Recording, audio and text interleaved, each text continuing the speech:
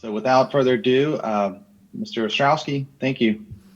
Hi, thank you guys. And I know we have a lot of people trickling in from breakfast, which is perfectly fine. Um, I highly recommend breakfast.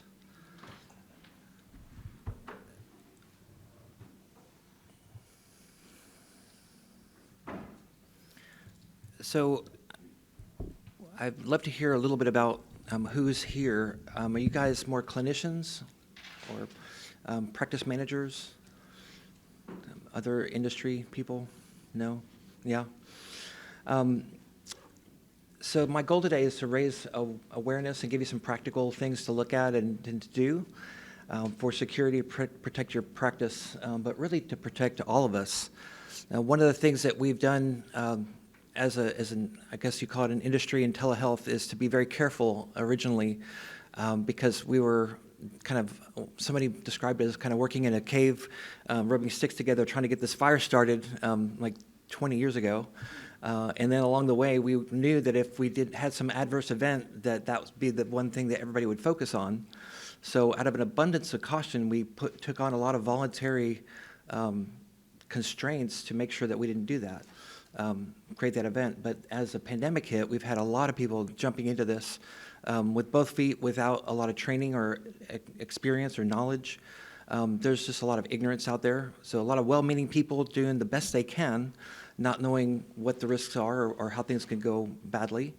And I'm not a fear-monger. I'm actually a very hopeful, uplifting, optimistic person that embraces challenges and finds out how do we do this safely. So I'm not the fear-monger here, but I do want to make you aware of some of these risks as we go. You may have heard of, think of an adverse event, what could damage our industry. Anybody hear about what happened with BetterHelp recently? BetterHelp. So you know who BetterHelp is, right? So they just got fined by the FCC for giving all of their data to Facebook, which I don't think they find them enough, in my perspective. But what does that do to our industry, right? That hurts us in a big way. Will people want to come to get telehealth, telebehavioral health, if they think that their data is going to go somewhere, right? I think the best use case for telemental health is for providers. So I was trained that every good counselor should have a good counselor. And I live that out because we are the ones that should be getting help from time to time, right? And who are you going to go to? Your competitor down the street? No, you can go to somebody virtually on the other side of the state that's maybe a specialist in the area you need without really having any privacy issues, if you do this well. So we want to really take a look at that. Another thing that we don't really think about is this other app called TikTok. Anybody heard of TikTok? Yeah. So I actually saw an article this morning on TikTok. I know the big concern is, hey, we're getting our data to China. And I think some people would say, look, that ship sailed a long time ago, right? But it's actually much, much worse than that. What I read this morning from ABC News, so I think a credible news source, is that what TikTok is doing is putting a little pixel code on your computer or on your phone, so that even when the app is off, or now if it's deleted, it's actually tracking and sending all your passwords and your logins somewhere else, tracking you all over the internet now. So it's not just the app itself or the influence campaigns that can be done through the app, it's actually stealing your data. So that's kind of disturbing. And as providers, how many people have been to a cybersecurity seminar for providers?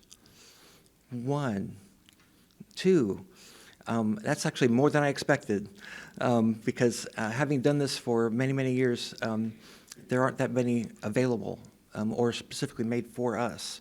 So anyway, I think that's something that we should be focusing a lot more, and I'll talk a little more about that in a moment. So I started my journey in 2005, and I feel like a preacher. I gotta preach it. Nobody sat in the spitting section, which is really smart, really, really smart. So I started in 2005. I had my own practice and really enjoyed doing therapy. and I worked with a lot of different organizations that would send me people, and they said, one of them called me and said, we had this little girl that's pulled her eyebrows out and a little patch of her hair, and she's 10 years old. Can you see her? I'm like, bring her in. That'd be awesome. They said, she's in Indonesia. I'm like, Indonesia? I've always wanted to go to Indonesia. That would be really brilliant. And they said, no, we want you to see her on video. This is 2005, the year that Skype came out. So it was before Skype. So I had this IP camera. I'm like, what's an IP camera? I was on the internet. I remember the dial-up days where you would start and it would, why did they make those noises? Somebody programmed in those noises. How weird is that? I would go make a sandwich and come back and it would be done, or sometimes not done, right? Logging in. I was so proud of my 256K. Yeah, so you lived that too. So that was my experience, was this really grainy video. It's at 3 o'clock in the morning for me because it's in Indonesia. I was able to help this little girl across the world, and my heart lit up like, oh my gosh, we can help people that can't get help. Because I was having people drive 2 hours each way to see me. Imagine coming for couples therapy 2 hours with your spouse that you're mad with, getting therapy and driving 2 hours home. I'm like, I don't know where the therapy happened in that cycle, but it was interesting for sure. So along the way, I saw my practice. I've been, I got just inspired to do this work and was recruited to make apps. So I made an app for insomnia and really loved that idea. Most people never heard of telemental health or telehealth in general. I've created, I think, 12 networks now, national networks, and a dozen platforms for this, or help be a part of those teams. And now I oversee another network for like an outsourced clinical manager kind of role. And so I've been thinking a lot about risk. And then when we made the board certification for telemental health, risk was one of the 9 modules that we created for that. So I've been thinking about this from the risk perspective, not because I want people to be afraid, but because I want us to be protected. I want to protect the thing that we do because it can be messed up pretty quickly. A lot of people, we're optimistic, we're problem solvers, right? We overcome adversity, and so sometimes it's easy just to go, oh, it'll be all right. We're flexible, it'll be okay. But I think you need to be thinking about it, not just for yourself, but for the people around you, because when a skunk comes by and sprays them, the scent stays around, doesn't it? And if that has your practice name on it, that's you too, right? And unfairly, or just being sprayed unfairly in general happens, right? So, anybody been sprayed by a skunk? I've been around people. It's just awful. So these are my disclosures here. I wear a lot of hats. They're like sometimes once a month hats. So it looks like I do more than I actually do, but I do a lot. Jeanette will tell you I do too much, probably. But I love what I do, and that's why I love helping people. Today I'm going to overwhelm you with things on purpose, okay? So it's like drinking from a fire hose. And that's okay, because I'm here to help you if you need help. Not soliciting, just making awareness. So for Matrix, we're here with the Matrix Summit. I'm a technical assistance provider, so we can provide you with that. So I can send you resources and trainings and lead you. We have a really cool website with lots of stuff on it already. If you have specific questions, I have funding to help you do that. So learning objectives, you guys probably read these already, but we want to basically raise your awareness and help you give some clinical tools and know why you shouldn't use 911. So I wanted to ask you first, what do you consider a crisis in telemental health? What would you say, this is a crisis, I need to prepare for it? Suicidal patient. Very good one. Medical emergency with the person on the other line, on the other end of the... Medical emergency for a person on the other line, or what about the provider? Right. Occasionally we have, we had 2 people that are supposed to be here at the conference that died. One just a few days ago, and the other one like a week ago. One of them was 43. That could be us. What else? An instance of abuse that is occurring right there in the midst of the session. Abuse that's happening in the session. You mean like a spousal abuse or child abuse? Yeah, I've had that. That's yeah. So witnessing abuse in your session, and it's remotely. Should I call you out because you're late? Yeah, she's a friend of mine, so I just did. Touche. So my friends know better. Brittany, you should know better. No, no, they'll know that I'll call them out just for fun because they would call me out too. So what else do you consider risk? Practicing across state lines. How do you support your patient? Yeah, how do you not, if they're over the line, how do you help them? And these arbitrary lines, 10th Amendment, don't you love it? Allows every state to make their own rules and laws. What else do you consider risk?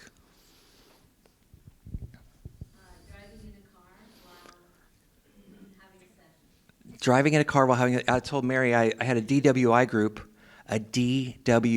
group, and one of the members showed up driving in the group, a participant.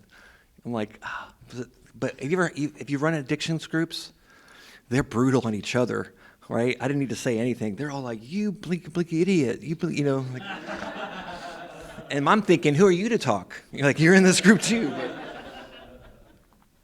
anyway, so I'm going to raise your awareness on risk today. And again, I hope I appropriately terrify you and then give you some tools of what to do about it, right? So we have to put ourselves in a little bit of crisis to go, oh my gosh, I really do need to be motivated to do something here about this. So I have some questions to ask you to help you with that real quick. So how many of you just have a privacy officer in your office? Privacy officer? Okay, 2 of you. Okay, how would you know if somebody accessed your patient records?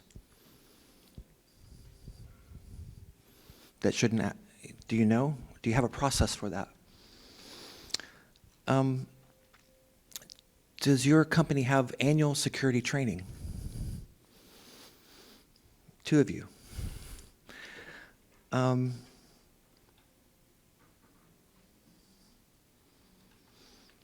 Have you completed a risk assessment in the last year? 5 of you. And does your staff know how to recognize a security incident and know how to report it? Okay, a couple of you. Good. Imagine the electricity goes out. Would they know where to find the written protocol on what to do? Why do we need a written protocol? Because your computers don't work. Well, I'll just call somebody. Is it a VoIP internet phone system that requires electricity? If your internet goes out, you lose access to your cloud records and your phone. Same with electricity. Okay. These are things that we don't typically think about. So are there written protocols at all for security incidences? How to recognize them, what to do about them, how to prevent them? Is there training when you're onboarding a new person for your client, for your clinic? About when you exit the clinic, are there protocols of what to do when you exit to ensure the security? These are kind of bookend things. And then do you have periodic security updates for your team? Because security kind of keeps changing. Like at least quarterly, you should have some kind of updates to them. Right? And then does your client or staff know to do when a patient is a credible threat to themselves or to somebody else? And then have you practiced that plan in the last year with them? Why would you need to practice a plan that seems so obvious? Like, I'm just going to call so-and-so. Well, when you practice a plan, you find out things that actually that won't work. Or what if they're not available? What do I do then? And so I don't know about you, but my crises are never convenient. Are never ideal. So the plan, like they say, the plan that you have for war or business goes out the door the first day. So you have to have your backup plans of what you're going to do if not. And simulating this, when you simulate things, and you guys think about visualization, I'm sure, a lot. When you simulate things in your head, or they call it a table talk exercise, it's like practicing in your head. And when the time comes, that comes up, and you feel more prepared. But there's another good side benefit of that. And I'll before I tell you that story of the benefit, I'll tell you a different story to tell you how I got there. I do a lot of trainings in telebehavioral health, telemental health services, and have been doing this for a decade. And I was called by a clinic manager that said, "We want you to come back and train us." I said, I thought you guys already had a lot of training with this other person. And they said, "We did, but nobody in our clinic is using this." And that was part of our business plan. There are 30 providers. None of them, they all took a day for the training, spent a lot of money and time on it, and nobody's doing it. And I'm like, this is really interesting. They're all veteran counselors. So I went and visited them and kind of explored that. We had another kind of refresher because he thought it was just a lack of information. And a lot of times people misdiagnose their own problems, right? So I started the training, and I just stopped, and I just had this wild hair of why. And I had all these training slides ready. I just asked them why. And it took me a few minutes to figure it out. I'm asking questions. And the main thing was they were scared. They were scared. They wouldn't say, "I'm scared." And I'm like, "What are you scared of?" Like, "Well, what if somebody really does have a crisis?" And I'm like, "Well, you have a protocol." Like, "Yeah," but they hadn't practiced the protocol. So the crisis they were really having was a crisis of confidence. Confidence. And so some of the things that people don't think to practice are, how does your clinician talk about telemental health to the client? Have they practiced a script? So we've, Kathy Wibberley and I have done a number of dual courses for a number of different universities, and we identified that when the counselors don't know how to talk about telemental health, when they're like, "So we can like try this internet thing, or have you done TikTok or FaceTime? We could kind of do something like that." You know, they're kind of like casual, like, "I don't know," and they're fearful. What is the client picking up emotionally from the provider? They're picking up fear, right? And they're not picking up, "Hey, we can do this on video, and it's just like in person." They'll be like, "Oh, okay." So they mirror your own affect, right? So the counselors need to be confident on how they present this. So that the same thing with crisis. If your counselors and therapists have practiced this, then they have confidence that whatever's going to happen, I can handle it. And then that emotion transfers to the client. And guess what the number one indicator of success in a telehealth visit is? Provider confidence. So the more confident they are, the more likely you're going to have a successful outcome. People that tell me that, I've had a lot of people that tell me to my face, is amazing, that telehealth doesn't work. Have you ever had that? Have you heard anybody say that? Telehealth doesn't work. And I say, "Wow, really? I'm in the wrong career." So I'll ask them some probing questions like, "So have you had any training with telemental health?" "Well, no." Have you watched any trainings? Do you have any protocols? Have you practiced these things? Do you have this? Do you have that? No, they haven't. So what they have is a lot of ignorance that's created a lot of fear and a lot of lack of experience. Now, I have some instances where I'd say, this wasn't a good fit for telemental health. I'm not saying everything's rosy across the board, but I find that 99% of the times we can be very confident and do good work if we've practiced our plans and have plans at all. So, do your emergency plans include calling 911? They should not. You're within the same jurisdiction as the person that you're seeing. So, in an emergency, the gut reaction is call 911. The problem with 911 is it's hyperlocal. So if I'm in Charlotte, North Carolina, and I call 911, it will not help my client in Raleigh because they need a Raleigh. Now, telling your client to hang up and call 911 is also not a good plan because they don't do it, and you're still at risk. So you need to find a way to call the local emergency services of the client, which means, and in a crisis, is the client going to tell you where they are? Likely not, right? Depends on the type of crisis that they're having. But at that time is not the time to get that information from them. You need to have prepared that. So we're going to talk about some steps on how to prepare for that. So obviously, we're raising some blood pressure. Isn't this better than coffee? You guys are wide awake now, I'm sure. So again, I don't want to, get you like a ruffle feathers, but what we're talking about, the reason you're already here is you recognize that there's a need for this, right?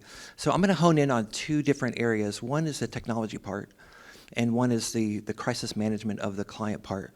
And this could be an all-day webinar or seminar. It could be 3 days, really. But what I'm trying to do is give you kind of some broad strokes of where to look and how to think about this stuff, because risk is a real thing that we got to pay attention to protect us. So I put out 7 types of risks, that I experience, and a lot of things you could make it 20. You can make this a really long list, but just to kind of put big buckets out there. The first one is the clinical, right? That's our life and death situations, or the clinical, like they're psychotic, right, or something like that. And what do you do with someone that's psychotic or having a really bad emotional, like an ab reaction or something like that? The next one is that life and death, they're suicidal or they're homicidal. Is there a protocol for these different things? Technological, so the client's internet goes out or your internet goes out. I was right in the middle of session and the cable guy cut our cable, helping the neighbor. Thank you.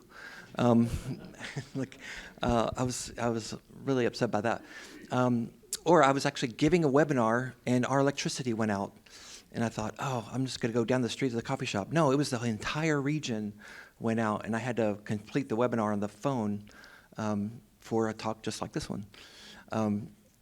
Another funny one is my dog. You have to prepare your session. I was talking about how you put your pets away during your sessions. At that exact moment, my golden retriever puppy was eating my mail within reach. So I'm doing this number, trying to get while I'm talking about putting your pets away. They can only see this. So anyway, oh, by the way, I'm rocking the Shamrock socks this morning, so just in case you didn't see that. And then operationally, so there are operational parts of this that involve other people. So maybe you're in a session and you want to get someone's help with a crisis. Have you set up your operations to do that? Can you chat with somebody? Is somebody available? If there are operational hiccups like your paperwork, so there are a lot of little subtle things that can go wrong with registering a client for your platform. Lots of ways where you can be HIPAA non-compliant. So HIPAA is coming back into effect. If you haven't heard this news, not happy news, but May 11th is the last day of the public health emergency.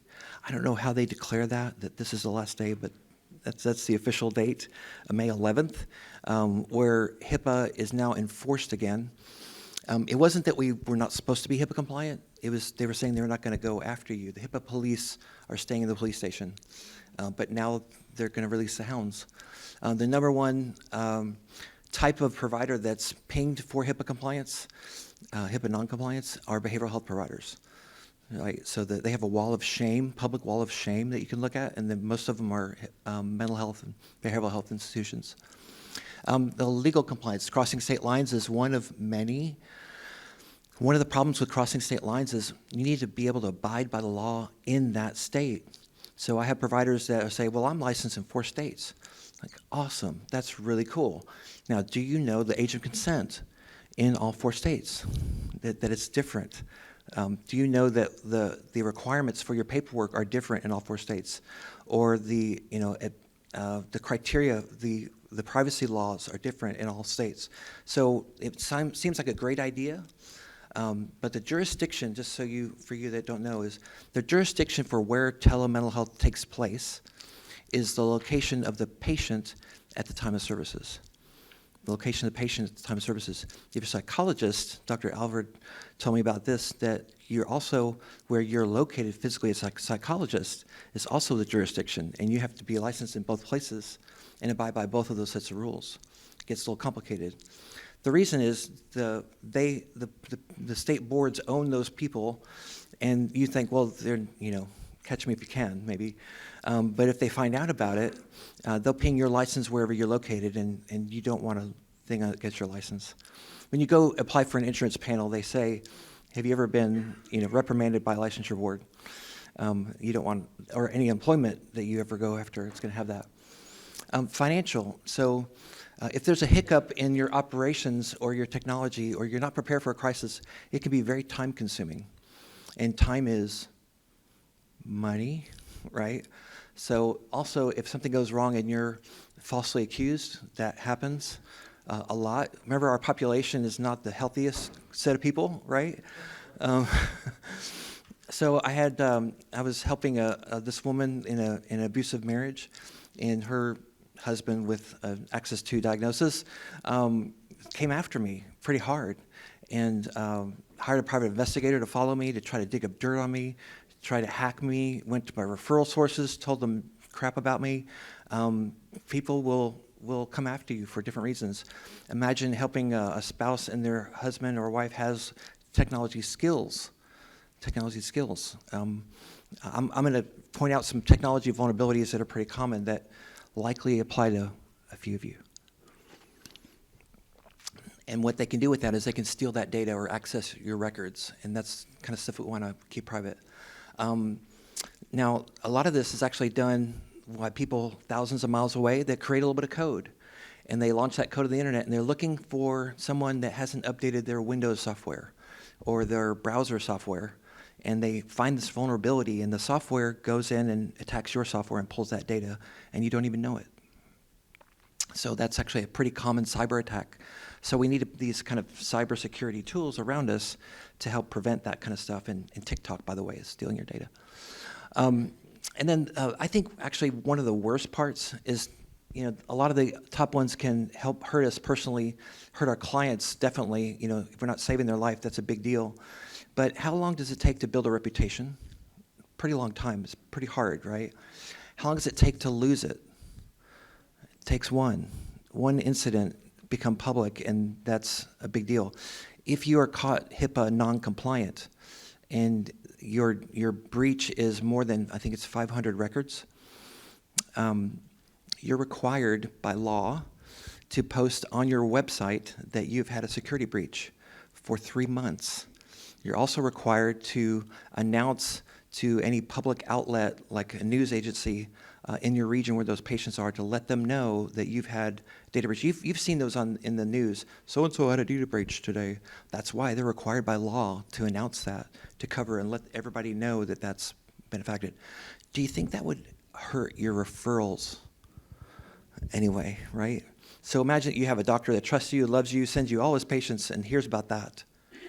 Will they be quick to send you more referrals? Now, let me ask you this. Does it have to be true? If you've been accused of something, does it have to be true to hurt your reputation? No, it doesn't. So how about a disgruntled client, talking junk about you on social media? Is that a risk? Yeah, don't you hate that? Like, it's so unfair. So if you say something to a client and they're upset about what they said to you because you're telling them the truth, maybe tough love, they can go out and harm you. Now, there's an ethical thing. We should do a seminar on just that one ethical issue, right? Because that'd be a great discussion to have. But that's a risk to your practice that we don't think much about it. And that all of this goes to sustainability. So I think about sustainability as protecting my ability to help people long term. Protecting my ability to help people long term. That's sustainability. So I have to be personally healthy. I have to have policies and procedures in place where other people can do my job without me. And imagine if you're in solo practice, this still applies. Because if you get sick, that's a big crisis for you in multiple ways. So can somebody else do my job? Can somebody else do the other people's job in there? Could somebody come in and pick up a manual and do everything in there? We just went through a voluntary certification process. It's like saying, yes, I'd like to have a root canal when I don't need one. And this one will last 6 months.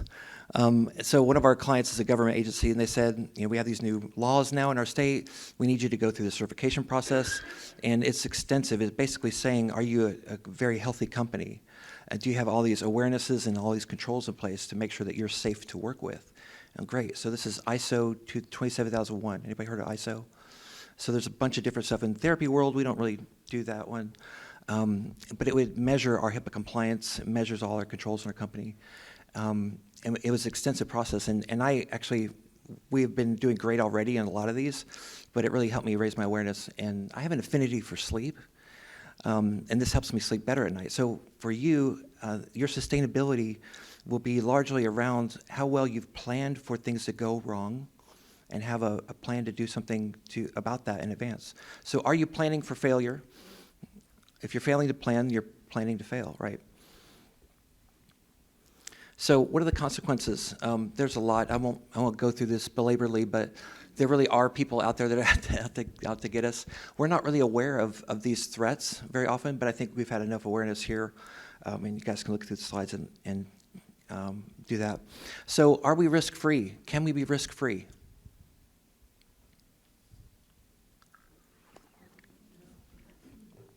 No, everything we do is a risk. So this is more about risk management.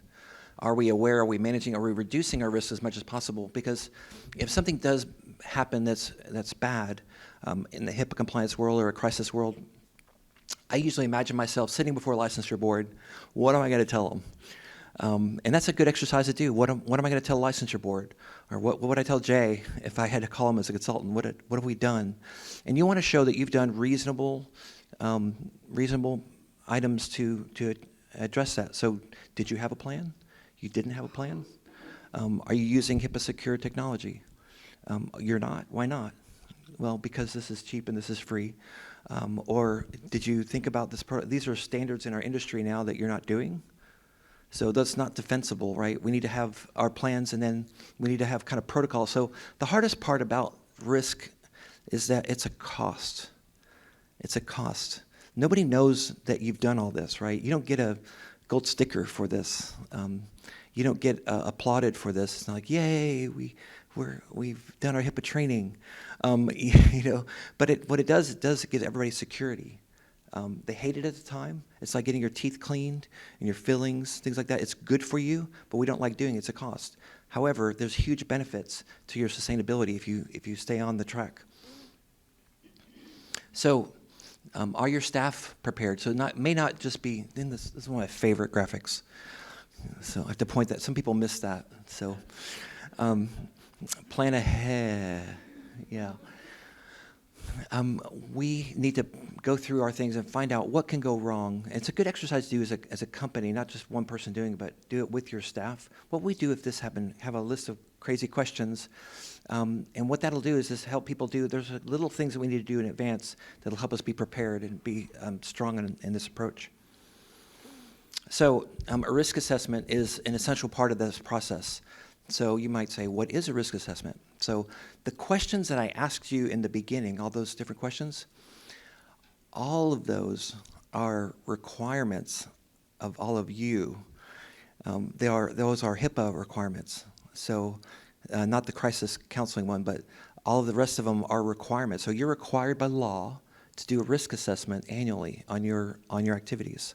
And what a risk assessment is, and there's some specific questions you go through that track where exactly is your protected health information.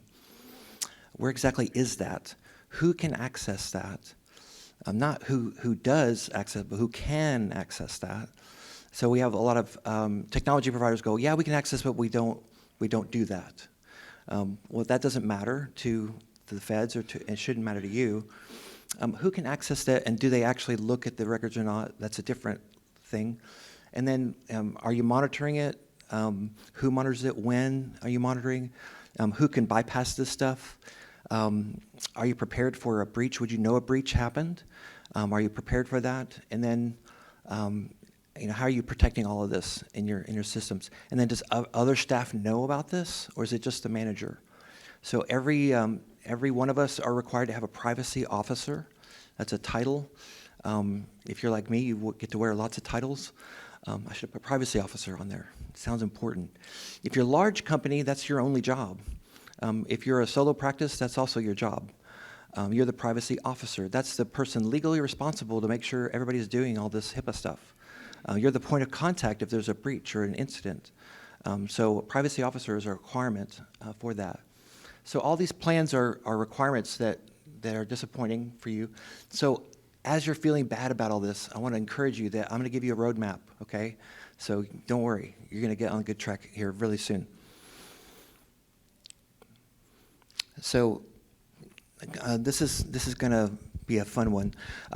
Do you really know HIPAA compliance? So what I've done is I've written up some slides here and some questions to kind of raise your awareness. I'll go through them pretty quickly. So HIPAA has a lot of different parts to it. It's a series of administrative, technical, and physical controls and privacy policies. So there's 4 parts. So a lot of people think, well, I'll go through this. What does HIPAA compliance really mean?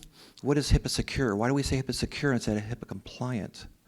I'm going to come back to that. So HIPAA, as you guys know, is just it's actually minimal security standard, not the maximum. It's actually the minimum now.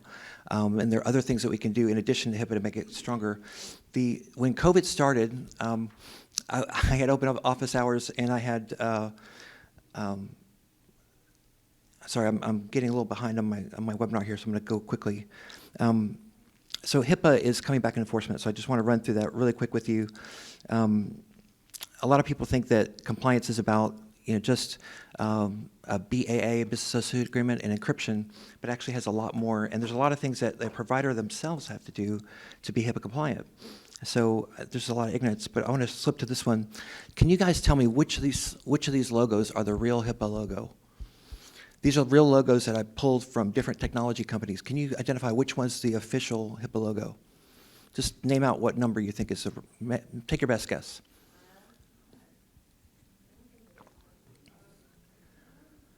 5, 1, is this confusing? Yeah, so spoiler alert, none of these are the official HIPAA logo. Why? Because it doesn't exist. There is no official HIPAA logo. So don't you stop and go, well, what is this then? So I use number 5, by the way. So I own a software company, and if I don't put HIPAA compliant on there, we don't get people that use our software. Why is that? Let me tell you another weird fact. No software on the planet is HIPAA compliant. No software on the planet is HIPAA compliant. Why? Because you have to be a covered entity for which the laws apply to be HIPAA compliant. And I've tried to automate everything in HIPAA. There are 92 different things. You can automate 72 of the 92. There are 20 that require a human judgment that can't be automated. So all of this is what we call horse stuff, okay? This is marketing.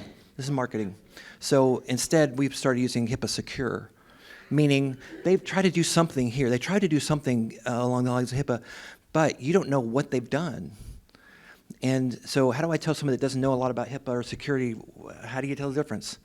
And the short answer is, go to their website. If they have a long list of things they do, chances are good they're really working hard. If they say, we will sign a BAA and we encrypt, that's not near enough. Because they have access to your data. I went round and round with this company that rhymes with boom. In 2014, they have the patient IP address, the patient's name, the patient's email address, and they say, well, that's not protected health information. It absolutely is. So every time someone logs into their computer, that's an IP address on the internet. That's their location, their physical location. So I can identify where someone's physical. So if somebody's in addictions treatment and they're a politician, somebody at Boom would know exactly who they are and where they are. Would that need to be protected? Yeah, that does. But they swear it up and down. I got on the phone with Eric Yuan, the president, because I was raising Cain about this. And he's like, no, it's not. So I went through all these use cases. He's like, well, okay, we do have it. So I did a secret shopper call and asked them to help me with my computer and accessing it, and they had my IP address, they have my name, they have my email address, and all the stuff they say on the internet that they don't have, they have it.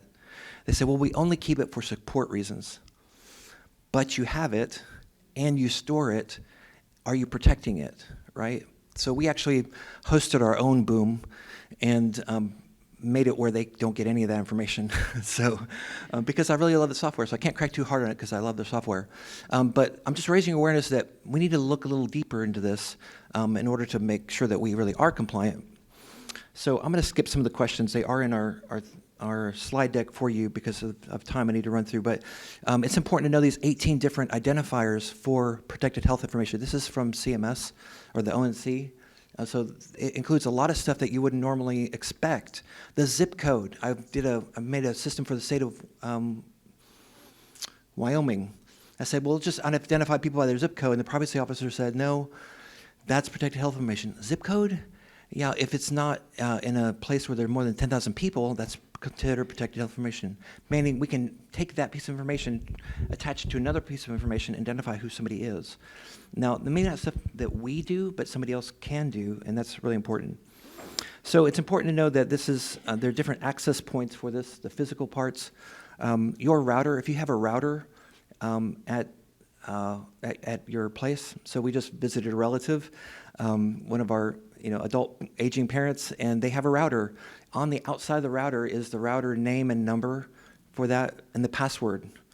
So that factory stuff is on the internet. Some people are selling that information now, so you should reset that password because somebody can access your router remotely and own you. Another quick thing, anybody have used flash drives? I have a patient that came to me once and said, I want you to see my art. I made this art for our therapy. Can you put this in your computer and show me this? Obviously, yes. I want to help this person. And then I had a moment like, oh no. So my 12-year-old son, I have two sons, 12-year-old son, when he was 12 at his school, hacked the school district with a flash drive. He had the teacher plug it in, and he owned them. He could log in as the superintendent of the school, of the whole school district. He downloaded EOG records, state records, disciplinary reports on his laptop. Oh my gosh. So it did get him a full ride scholarship to Duke, okay? So, but Dad had a panic attack trying to do something about that. So these are little things that you need protocol for. If somebody tries to give that to you, it takes 15 seconds, by the way, 15 seconds to put that in, and it does the automatic thing, even if the computer's off, even if it's off. Right, so access, that physical access is important. Physical access is important to your computers because we store the access to these things, right? Other things like using a cafe internet somewhere, or you're traveling in this hotel internet. So all these public places expect to be hacked, okay? Expect to be hacked. So you should have a VPN before you even log into them, a virtual private network, and those are cheap and sometimes free. So it's important to kind of keep these things in mind. There's a lot to it. I didn't get to a lot of the things that I wanted to get to today, but I think I've raised your blood pressure enough to say you should go look into this. I have a document, it's called a roadmap to HIPAA compliance. If you want to ping me on the app or send me an email or whatever, of steps to do and then links of the required documents you're supposed to have. There's just a lot of ignorance about HIPAA, or it's aged. Our knowledge has aged over time, and it's time to get serious about that again. But it's going to do more than just federally comply. It's going to make you feel safer. It's making your staff more aware, and it's going to protect you overall. So I think it's real important stuff. So I have a second half of my webinar that I haven't got a chance to get to, but I think you'll find there's a lot of good stuff in here. We have again, I can give you more help on this over time. And Mary, I really wanted to share this video Mary's team made, but we don't have time for it. But it's in the video stuff. Her team made this fantastic video of a counselor acting like she's psychotic, and Mary's in it too. She's a star. And I love the fact she goes, the client says, "Are we recording this?" And Mary says, "No, we're not recording this on the video."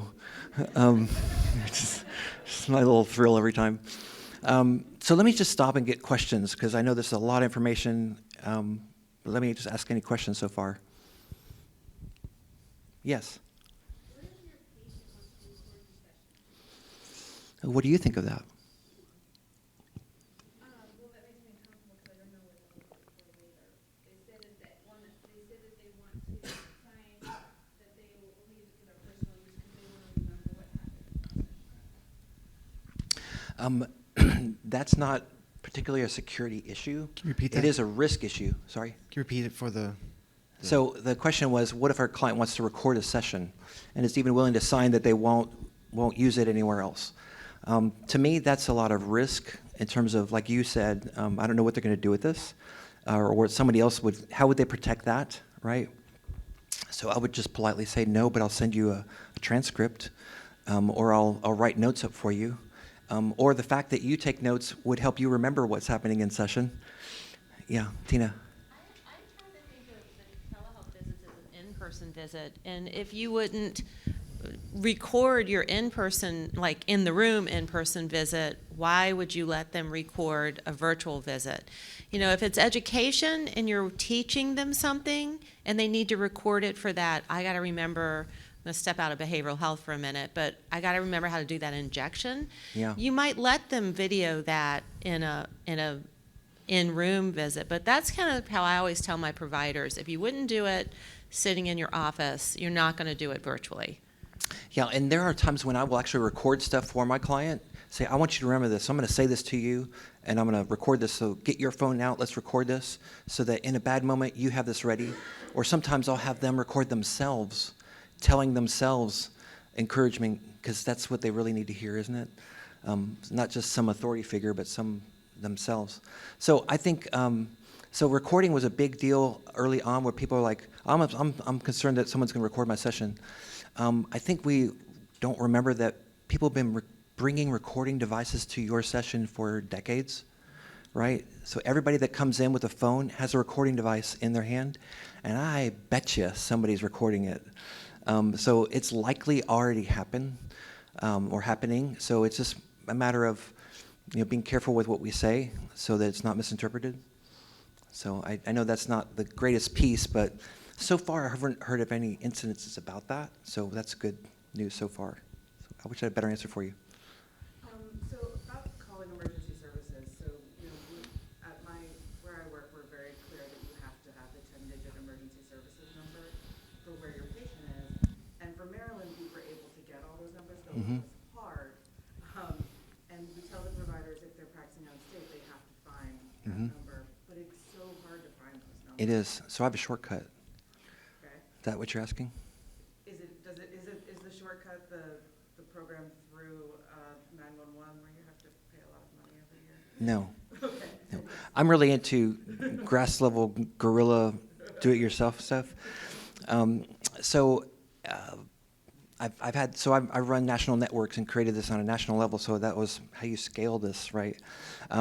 So when you're doing your session, one of the requirements you should be doing every session is, I say, good to see you. Where are you located today? Right? And I look, are they at the same place as last time or not? And I check it, yes or no. Or I say, well, I need, like, where are you really? And sometimes it's like, I'm on the road under a bridge at so-and-so. Okay, I-95 and 26. Okay, so I write that down. Why? Because if there is an incident, I'm supposed to be telling the emergency service where they are. And if I can't, guess what's going to happen? Someone's going to complain to my licensure board. So they just make that a routine that you ask your clients every time, where are you located right now? And say that, don't argue with them on why, don't tell them why, because then they're going to go off on why and argue with you about it. Say, just, it's a requirement, I'm sorry, I'm forced to, not, we're both victims here. But what I do is I say, if you know before the session where they are, you can Google their county. So don't put their street number, but put their street in, or their city in, and find the sheriff's department. Sheriff's Department always has a crisis line, and they're going to know all the local resources around you. So they already have the data you need. It's very time-consuming to find out, do they have a mobile crisis unit or not? And do they call it a mobile crisis unit, or do they call it something else?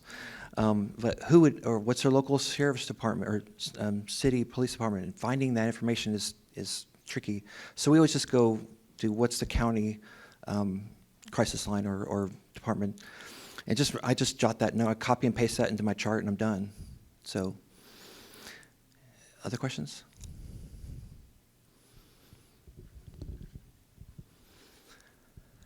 So, I think it's really important to be prepared for a crisis. So, do you know how to act? Do you know when you should act? Does your team know what to do if the electricity goes out and you need to act?